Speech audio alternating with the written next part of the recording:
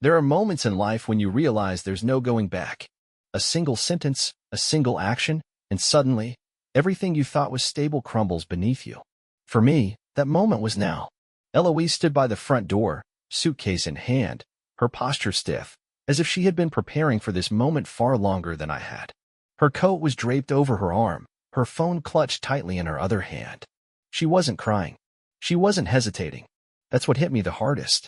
"I don't understand why you're acting like this, Callum," she said, her tone exasperated, as if I were the one making this difficult. I let out a slow breath, pressing my fingers to my temple. "You don't understand?" I repeated, forcing myself to keep my voice level. "You don't understand why I'm not just accepting this?" She rolled her eyes. "People grow apart. It happens. We don't have to make this ugly." A sharp, bitter laugh escaped my throat before I could stop it. Ugly? She had made it ugly the moment she decided to betray me behind my back. The moment she turned our marriage into something disposable. I had seen the messages. I had felt the distance growing between us for months. I had caught the way she'd come home late, the way she suddenly had plans she couldn't explain, the way she avoided my touch. And still, some part of me had hoped, desperately hoped, that I was wrong. That hope had shattered completely when I heard her talking on the phone last night. "I'll be there soon. I just need to deal with him first." Deal with me? Like I was some roadblock in her new, exciting life? I clenched my jaw. My entire body tensed as I fought the urge to let my emotions take over. "Let me make this clear," I said slowly, my voice shaking with restraint. "If you leave now, don't come back. Not in a week, not in a month, not when things don't work out the way you thought they would." She sighed, shifting the weight of her suitcase. "You're being so dramatic, Callum." "Maybe." I met her gaze, unflinching. "But I'm also serious. The second you step out of that door, our marriage is over. For good." For a brief moment, something flickered in her eyes. Hesitation? Doubt? I almost wanted to believe it was regret. Then she scoffed. "Fine," she said, turning the handle. "If that's how you want it." And just like that, she walked out. No grand apology. No looking back. Just the sound of the door clicking shut, cutting through the silence of the house like a final nail in the coffin. I exhaled, feeling the weight of the moment settle onto my shoulders. The emptiness of the house, of my life as I had known it, stretched out before me. I had meant what I said. There was no coming back from this. And yet, as I stood there in the eerie stillness, I couldn't shake the feeling that this was only the beginning of something far worse. The silence was deafening. Eloise was gone. The sound of her footsteps had faded down the front porch, and soon after, the distant hum of a car engine disappeared into the night. She hadn't looked back. Not once. I stood in the same spot for what felt like an eternity, staring at the door as if willing it to open, as if somehow this was all just a bad dream. But the cold air seeping in through the tiny gap under the door was real. The weight in my chest was real. The sinking feeling in my gut, like I'd just stepped off a cliff without a parachute, was real. I had expected pain, anger, maybe even a sense of relief that the waiting, the wondering, the late-night suspicions were finally over. But all I felt was a crushing emptiness. Like a part of me had just been torn away, and I wasn't sure if I'd ever feel whole again. My legs felt heavy as I turned away from the door. The house was different now, even though nothing had physically changed. The air was still, the walls too quiet, the furniture too neat, like the aftermath of a storm that had left everything standing, but stripped the place of life. I forced myself to move, to do something, anything. I walked into the kitchen and mindlessly opened the fridge, staring at the contents as if they held some kind of answer. A carton of milk, some leftover pasta, a few beers. My fingers twitched toward one of the bottles, but I hesitated. Drinking wouldn't fix this. I slammed the fridge shut and leaned against the counter, rubbing my hands over my face. How had it come to this? We had been married for nearly 8 years. We had built a life together. I had seen my future with her, growing old, raising a family, weathering life's storms side by side. And yet, somewhere along the way, I had become a supporting character in her life instead of a partner. I could still hear her voice in my head. "People grow apart, Callum. It happens." No, this wasn't just growing apart. This was betrayal. This was deception. This was her making a choice to walk away from the life we built together. And what hurt the most was knowing she had already moved on before she ever packed that suitcase. I had seen the texts. I had heard the phone call. She had been planning this for weeks, maybe even months. I was nothing more than a loose end to tie up before she ran off to whatever new adventure she thought would make her happy. A bitter laugh escaped me. Deal with him first. That's what she had said last night. Like I was some task on her to-do list. I wanted to be angry. I wanted to yell, punch a hole in the wall, break something just to hear the sound of it shattering. But all I could do was stand there, gripping the edge of the counter, feeling like I had lost something I hadn't even realized was slipping away. I wasn't sure how long I stayed like that before I finally forced myself to move. The house was too quiet, too empty. I needed noise, distraction, anything to stop my thoughts from spiraling. I turned on the TV, flipping through channels without really seeing anything. My mind kept drifting back to the past, replaying memories like old home videos. The first time I met her. The way she laughed at my dumb jokes. The way she used to look at me like I was the only person in the world. Had any of it been real? I grabbed my phone off the coffee table, my fingers hovering over her contact name. I wasn't going to call. I wasn't that weak. But part of me wanted to text her, just to see if she would even bother responding. But then I saw it. She had already blocked me.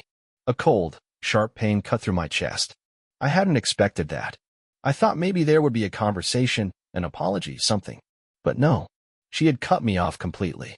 I let out a long, shaky breath, pressing the phone against my forehead. She had meant what she said. She was never coming back. And I was going to have to learn how to live with that. The first night without her was the hardest. I lay in bed staring at the ceiling, my mind playing cruel tricks on me. I kept expecting to hear the sound of her key turning in the lock, the soft creak of the bedroom door opening, the warmth of her body slipping into bed beside me. My hand instinctively reached out to her side of the mattress, only to meet the cold, empty sheets. It was strange how something as simple as an empty space could feel like a gaping wound. I turned onto my side, squeezing my eyes shut, willing sleep to come. But my mind refused to quiet down. Memories flooded in uninvited, lazy Sunday mornings wrapped in each other's arms, the way she used to run her fingers through my hair when I was stressed, the way she whispered, "I love you," right before drifting off to sleep. And now? She was gone. Not just physically, but emotionally. The woman I had spent nearly a decade of my life with had erased me as easily as deleting a text message. I should have seen it coming. Looking back, the signs were there, weren't they? The late nights at work. The sudden distance. The way she stopped laughing at my jokes, stopped reaching for my hand, stopped saying she loved me unless I said it first. The worst part wasn't even that she left. It was that she had already left a long time ago.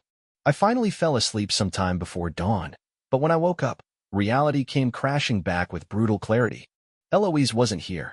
She wasn't ever coming back. And I had no idea what to do with myself.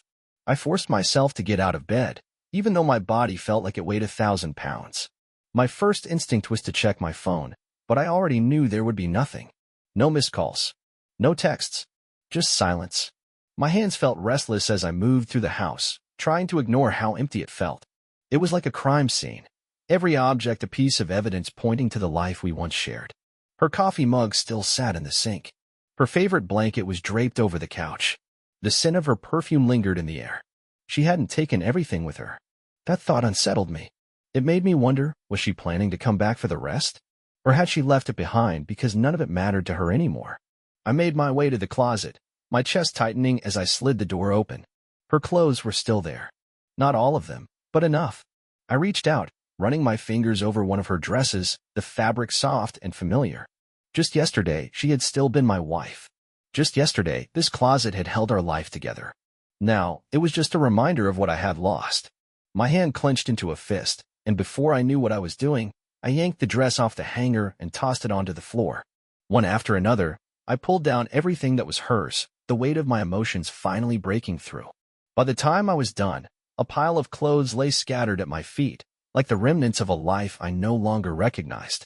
I stood there, breathing heavily, staring down at the mess I had made. And then, without thinking, I grabbed the pile and shoved it into a box. She wanted to leave? Fine. She didn't get to linger here. I taped the box shut, my hand shaking slightly. Maybe it was petty. Maybe it wouldn't change anything. But it felt like a small step toward reclaiming something, my space, my sanity, my life. Still, as I stood there staring at that sealed box, one question wouldn't leave my mind. Where was she now? And worse, who was she with? I spent the next few hours forcing myself to do things that felt normal. I showered, made coffee, went for a walk, even though I had no real destination in mind. But no matter what I did, the weight of it all followed me like a shadow. The betrayal, the abandonment, the unanswered questions. I didn't know where she had gone, but I knew one thing for sure: she hadn't left to be alone. That was what stung the most. She had walked out that door knowing she had somewhere else to go, knowing there was someone else waiting for her. And I was left with nothing but the echoes of a life that no longer existed. Morning turned into afternoon, then into evening, but time felt meaningless.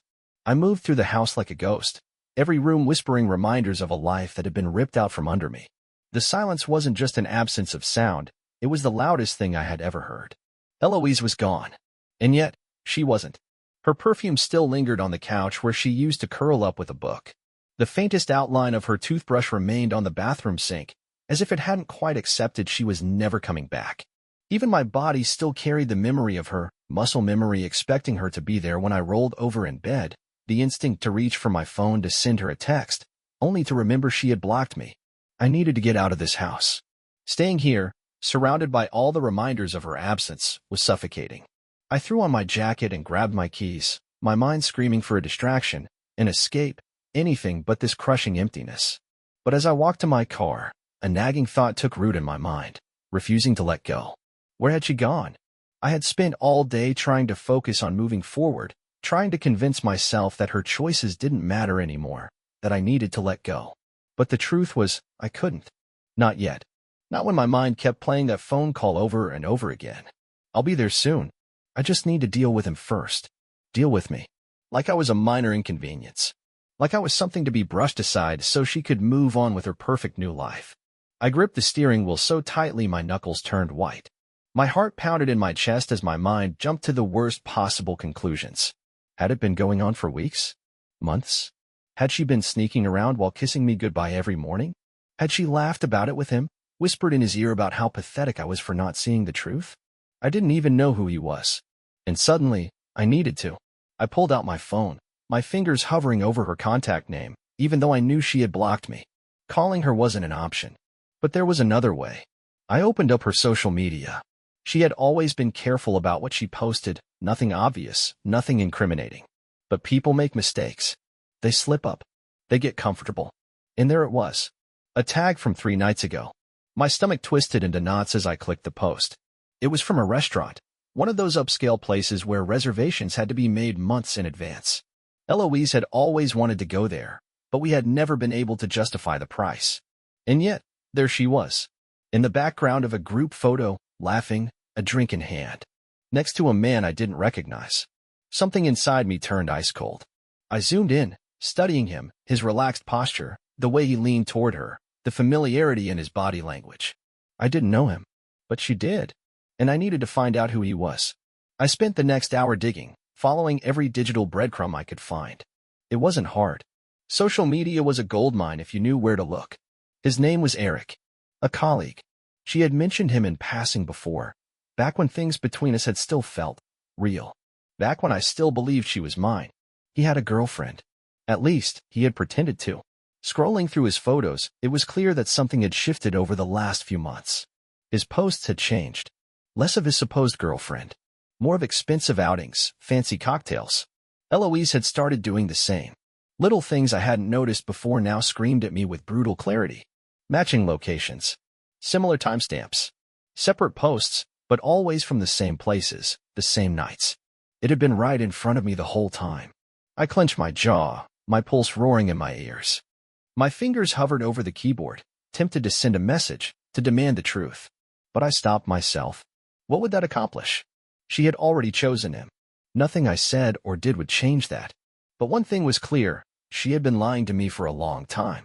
And I had been nothing more than a fool, holding on to a love that had died long before she walked out that door. I didn't sleep that night. I sat in the darkness of the living room, my mind racing, my emotions swinging violently between heartbreak and fury. At some point, I must have drifted off because the next thing I knew, my phone buzzed on the coffee table, dragging me back into consciousness. A text. From an unknown number. My heart pounded as I unlocked my phone. And then I saw it. Callum, we need to talk. Eloise. She had blocked me. And now she was reaching out? A storm of emotions crashed over me. Was this regret? An apology? An attempt to manipulate me into something? I stared at the message, my fingers hovering over the screen.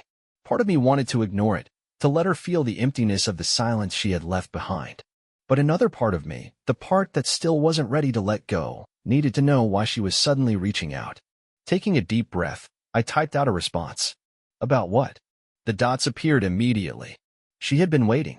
And I had a feeling this conversation was about to change everything.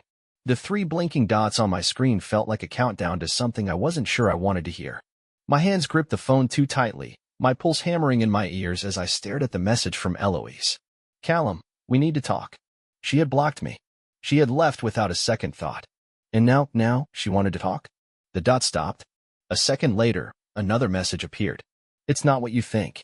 I let out a bitter laugh, rubbing a hand over my face. Not what I think. What did she think I had been doing for the past 24 hours? Meditating? Blissfully ignorant of the fact that she had thrown our entire marriage into a shredder? I didn't respond right away. I needed to let my thoughts settle before I said something I'd regret. But the anger, the sheer insult of that message made it nearly impossible to stay calm. She had been lying to me for months. And now she wanted to soften the truth? Rewrite the narrative to make herself feel better? No, I wasn't going to let her do that. I typed back. Then why don't you tell me what it is? The dots appeared again. Then, can we meet? A sharp pang of hesitation hit me. Seeing her again? Face to face? The thought made my stomach twist. But at the same time, something in me needed closure. Needed to hear whatever excuse she was about to give so that I could walk away without looking back. Before I could overthink it, I typed back. Where? This time, the response came instantly. Your place. I froze. Here? She wanted to come here? Back to the home she had walked out of? Back to the life she had so easily discarded? 1,000 emotions clashed in my chest, but before I could second-guess myself, my fingers moved. Fine. Be here in an hour. An hour later, the knock at the door came. I had spent the last 60 minutes pacing the living room, rehearsing every possible thing I could say to her. I had planned to be calm. I had planned to stay detached, to not let her see how much this had destroyed me. But the moment I opened that door and saw her standing there, saw the familiar face that had once been my entire world, all of that fell apart. She looked different. Not in an obvious way, but in a way I couldn't quite explain. Her hair was the same. She was wearing one of her usual sweaters. But something about her seemed diminished. Like she had lost the spark of confidence she always carried. For a fleeting moment, I felt something unexpected concern. Then I remembered what she had done. What do you want, Eloise? I asked, leaning against the doorframe, making no move to let her in. She shifted on her feet, her eyes flickering over my face like she was searching for something, an opening, a weakness. Can I come in? She asked, voice quiet. I hesitated. I could say no. I could make her stand out here and deal with the consequences of her choices. But something inside me, the part that still wanted answers, stepped aside. She walked in, and just like that, the house felt different again. She looked around, taking in the space as if she hadn't lived here for years. Her eyes landed on the taped-up box of her clothes by the door, and I saw her jaw tighten. You're already packing up my stuff? She said, forcing a small laugh, like she was trying to make light of it. I crossed my arms. What did you expect? She let out a breath and nodded, rubbing her arms like she was cold. There was a pause, one that stretched between us like a canyon. Then, finally, she spoke. I didn't leave because of Eric, she said. The name alone sent a wave of anger through me, but I forced myself to stay still. That's interesting, I said, my voice sharp. Because it sure looked like you two were getting pretty cozy at that restaurant the other night. Her eyes widened slightly, but she didn't deny it. He's not the reason, she repeated. I mean, yes, there's something there, but it's not what you think. I laughed, shaking my head. You keep saying that, Eloise. But you still haven't told me what it is. She swallowed hard. I left because I couldn't do this anymore, she admitted, her voice breaking slightly. Not because of him. Because of us. For a moment, the weight of those words sank in. She had been planning this. She had been checked out for a long time. And yet, instead of being honest, instead of talking to me, she had found comfort elsewhere. You could have told me, I said, my voice quieter now. You could have given me something. I know, she whispered. And I'm sorry.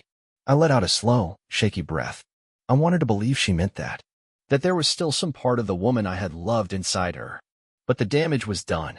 Is that all you came here to say? I asked. She hesitated. Then she reached into her bag and pulled something out. A folded envelope. My heart pounded as she handed it to me. What is this? I asked, staring down at it. Just read it when you're ready, she said softly. For a brief moment, Something flickered in her expression. Regret? Sadness? I didn't know anymore. And then, without another word, she turned and walked back out the door. This time, I didn't stop her. I stood there, the envelope burning in my hands, knowing that whatever was inside had the power to change everything. And for the first time since she left, I wasn't sure if I was ready to know the truth. The moment the door shut behind her, the house felt colder. I stood there, staring at the envelope in my hands like it was some kind of ticking time bomb. My fingers tightened around the edges, my breath shallow. I could hear the sound of her footsteps fading down the walkway, the distant hum of a car starting, and then, nothing. She was gone. Again. I let out a slow, shuddering breath and looked down at the envelope. What could possibly be inside this that she couldn't say to my face? A confession?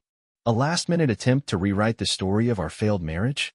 Some half-hearted explanation of why she had chosen to betray me instead of just telling me she wanted out? For a long moment, I debated whether I even wanted to open it. Part of me felt like I should throw it straight into the fireplace and let it burn along with whatever illusions I had left about her.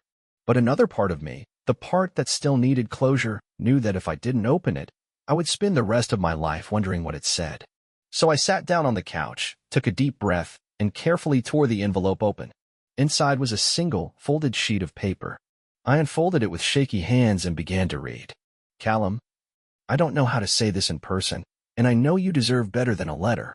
But this is the only way I can make sure I get everything out. I know you hate me right now.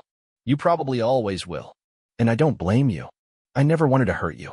But the truth is, I've been living with guilt for a long time, guilt for not being the wife you deserve, guilt for not being brave enough to tell you sooner. I should have left months ago, maybe even years ago, but I kept telling myself that things would get better. And they didn't. I know you think Eric is the reason I left. He's not. Or at least, he's not the main reason. I won't insult you by pretending there was never anything there, but what you don't know is that this isn't the first time. The truth is, I've been unfaithful for a long time. I don't expect you to forgive me. I don't even expect you to understand. But I need you to know that it was never about you not being enough. It was about me not knowing how to be honest, with you, with myself, with anyone. I should have told you the truth instead of sneaking around. I should have let you go instead of trying to hold on to a life I knew I didn't deserve. I'm sorry, Callum.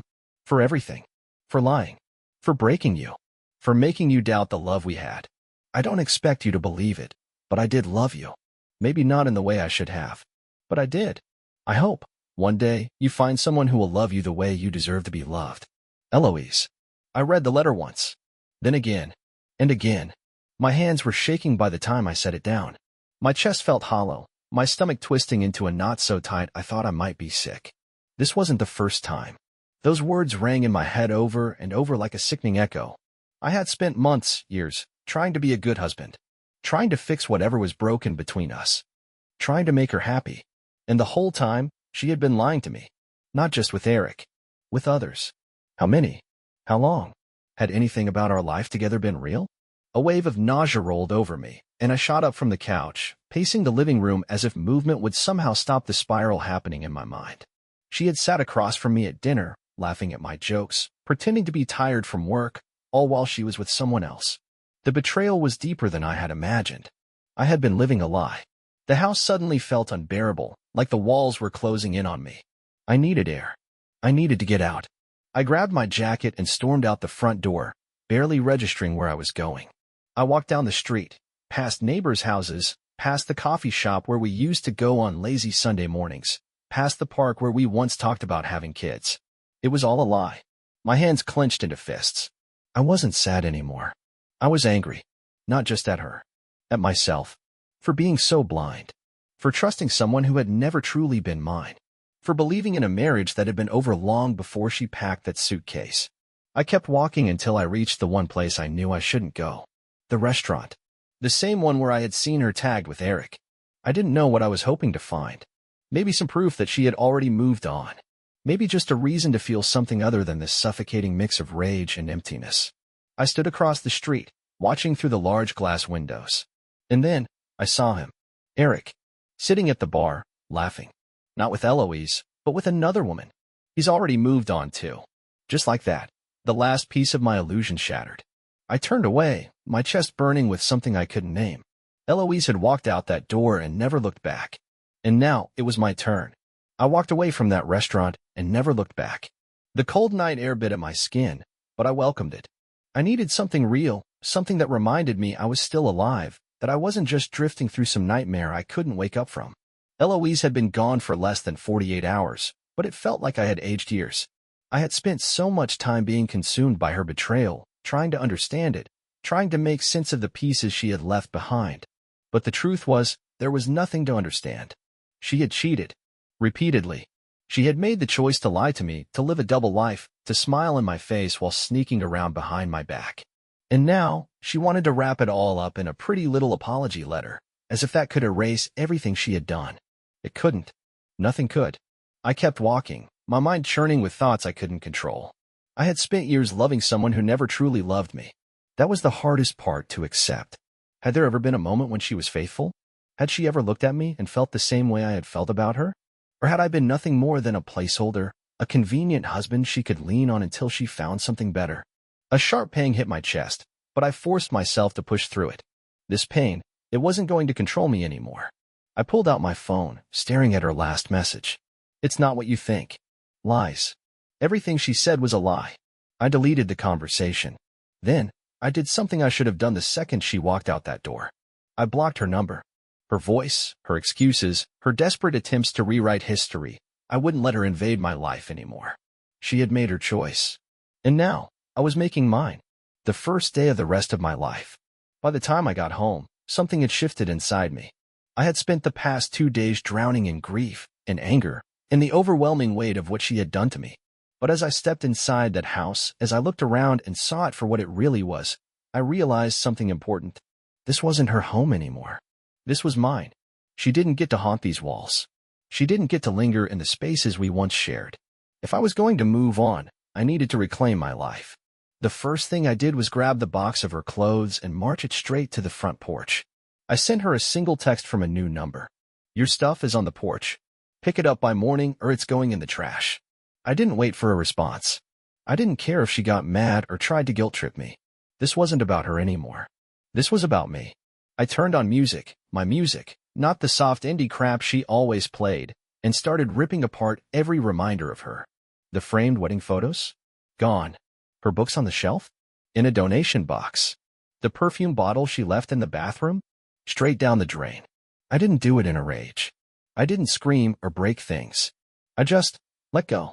And with every item I tossed, every little piece of her I erased, the weight on my chest got a little lighter. I was done mourning her.